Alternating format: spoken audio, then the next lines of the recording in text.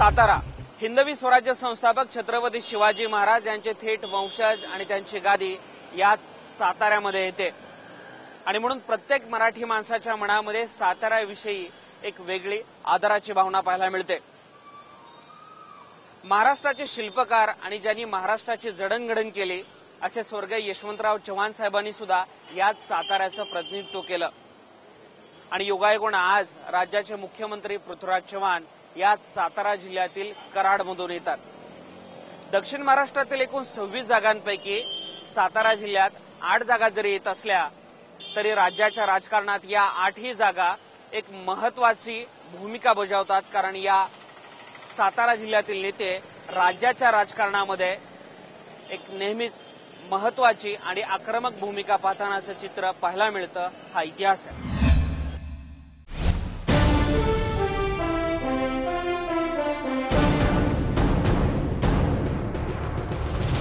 महाराष्ट्राचे शिल्पकार यशवंतराव चव्हाण यांनी एकेकाळी प्रतिनिधित्व केलेला जिल्हा म्हणजे सातारा आणि म्हणूनच 60च्या दशकापासून सातारा हा काँग्रेसचा गड बनून राहिला।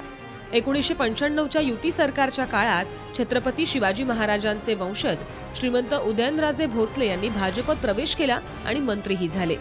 हा एकमेव अपवाद वगळता सातारा नेहमीच काँग्रेसचा आणि नंतरच्या काळात आजमतीला राष्ट्रवादीचा बालेकिल्ला बनू पाहतोय। नुकत्याच झालेल्या लोकसभा निवडणुकीत उदयनराजे भोसले हे राष्ट्रवादीच्या तिकिटावर निवडून आलेत। मी महाराष्ट्र बोलतो या कार्यक्रमामध्ये आज आपण आढावा घेतोय दक्षिण महाराष्ट्राचा आणि या दक्षिण महाराष्ट्रातील सातारा जिल्हा। याच सातारा जिल्ह्याच्या अनुषंगानं आपण जाणून घेणार आहोत सकाळचे साताऱ्याचे निवासी संपादक श्रीकांत कात्री सरांकडून। कात्री सर, स्वागत आहे आपलं सामध्ये। एकूणच 2009 विधानसभा निवडणुकांचे निकाल आणि आज 5 वर्षानंतर बरंच पुलाखालून पाणी वाहून गेलंय। 2014ची नुकतीच लोकसभा निवडणूक झाली। जरी इथं राष्ट्रवादीचा खासदार पुन्हा एकदा निवडून आलेला असला तरी विधानसभेला कशी राजकीय समीकरणं राहतील असं आपल्याला वाटतं? सातारा जिल्ह्यामध्ये 8 विधानसभेचे मतदारसंघ आहेत। 2009च्या निवडणुकीमध्ये काँग्रेसला 1, राष्ट्रवादीला 5 आणि 2 अपक्ष असे उमेदवार निवडून आले होते। सातारा जिल्ह्याची राजकीय संस्कृती लक्षात घेतली तर इथली पूर्णपणे काँग्रेस संस्कृती आहे। शिवसेना, भाजप किंवा इतर विरोधी पक्षांना इथं कधीच स्थान मिळालेलं नाही। त्या पार्श्वभूमीवर इथं नेहमीच दोन्ही काँग्रेसमध्येच खरी लढत असते। विधानसभेला सुद्धा दोन्ही काँग्रेसची आघाडी असली, लोकसभेला आघाडी असली तरी सुद्धा अधिकृत उमेदवार एका पक्षाचा आणि दुसऱ्या काँग्रेसचा उमेदवार हा बंडखोर असं चित्र दर निवडणुकीत असतं। शिवसेना आणि भाजपचं आता देशभर जरी मोदी लाट असली आणि त्याचा परिणाम इतरत्र झाला असला तरी सातारा जिल्ह्यात तो परिणाम जाणवला नाही। त्याचं मुख्य कारण राष्ट्रवादी काँग्रेसचं सध्या जिल्ह्यामध्ये असणारं वर्चस्व हे आहेच। त्याशिवाय इथले जे उमेदवार होते उदयनराजे भोसले यांचं व्यक्तिगत एक व्यक्तिमत्व आहे, त्यामुळं त्यांचा तो प्रभाव आहेच। उदयन महाराज भोसले एक आपण जसं सुरुवातीलाच म्हणाले की एक वैशिष्ट्यपूर्ण व्यक्तिमत्व म्हणून फक्त साताऱ्यात नव्हे तर महाराष्ट्रामध्ये त्यांची ओळख आहे। गेल्या वेळी सुद्धा पाहायला मिळालं की त्यांनी स्वतःच्या मर्जीतले काही खास उमेदवार देण्याचा प्रयत्न केला। यावेळी उदयन महाराजांची कशी भूमिका असू शकते असं आपल्याला वाटतं? उदयनराजे भोसले सध्या राष्ट्रवादी काँग्रेसचे खासदार आहेत आणि राष्ट्रवादी काँग्रेस आणि काँग्रेस आघाडी ह्याचे जे उमेदवार असतील त्यांनाच ते पाठिंबा देतील अशी चिन्ह आहेत। गेल्या वेळेच्या जे पाहायला मिळालं होतं चित्र की स्वतः त्यांनी उमेदवार पक्षाला सांगितले होते आणि त्यांना नाही दिले तर बंडखोरीची सुद्धा भाषा वापरली होती, असं काही चित्र आणि त्याचा परिणाम काँग्रेस राष्ट्रवादीच्या उमेदवारांवर? गेल्या वेळेला त्यांनी तसं केलं होतं, यावेळेलाही ते तसं करतील। दबाव तंत्राची भूमिका ते वेळोवेळी घेतात असं लक्षात आलेलं आहे। राष्ट्रवादी काँग्रेस पुढे ते त्यांचे उमेदवार द्यावेत म्हणून आग्रह धरतील आणि जोपर्यंत पक्ष उमेदवार निवडत नाहीत तोपर्यंत त्यांचा जो उमेदवार आहे त्याच्या नावाचा ते आग्रह धरतील, पण एकदा उमेदवार निश्चित झाल्यावर मात्र ते राष्ट्रवादीचं काम करतील अशी शक्यता आहे। सातारा जिल्ह्यात 8 विधानसभेच्या जागा आहेत। यापैकी 5 ठिकाणी सध्या राष्ट्रवादी काँग्रेसचे आमदार आहेत, तर कराड दक्षिण या एकमेव ठिकाणी विलासकाका उंडाळकर हे काँग्रेसचे आमदार आहेत। याच ठिकाणी मुख्यमंत्री पृथ्वीराज चव्हाणही निवडणूक लढवण्यास इच्छुक आहेत आणि त्यामुळेच इथं काँग्रेसमध्ये अंतर्गत बंडाळी होण्याची शक्यता आहे। आपण म्हणाला तसं काँग्रेसचा बालेकिल्ला कालांतरानं आता राष्ट्रवादीचा बालेकिल्ला झालाय. मात्र पृथ्वीराज चव्हाण जे मुख्यमंत्री आहेत राज्याचे ते सुद्धा याच साताऱ्यातल्या कराडमधून येतात. त्यांची काय भूमिका असू शकते? कारण कराड तर विलासकाका उंडाळकर पाटलांकडे तो मतदारसंघ, आणि अशा परिस्थितीमध्ये मुख्यमंत्र्यांवर जो आरोप होतो की जनतेतून निवडून येत नाही, हे जर आव्हान त्यांनी पेललं आणि इथं विधानसभेला उभं राहायचं म्हणलं तर सातारा जिल्ह्यातील कोणता मतदारसंघ ते निवडू शकतात? आता मुख्यमंत्री पृथ्वीराज चव्हाण हे कराड दक्षिणमधून निवडणूक लढवतील अशी शक्यता आहे. आता तसे गेल्या 2-4 दिवसापासून अशी चर्चाही सुरू झालेली आहे.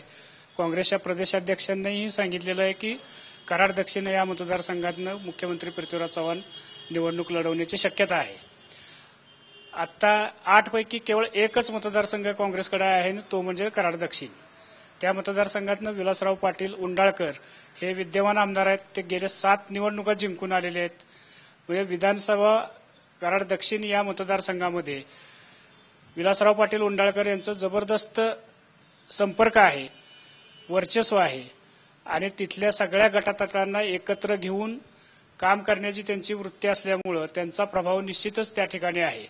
अशा परिस्थितीत काँग्रेसनं जर पृथ्वीराज चव्हाणांना जर उमेदवारी दिली तरी सुद्धा विलासराव पाटील उंडाळकर आणि पृथ्वीराज चव्हाण हे काँग्रेस अंतर्गत 2 गटांचे 2 नेते आहेत.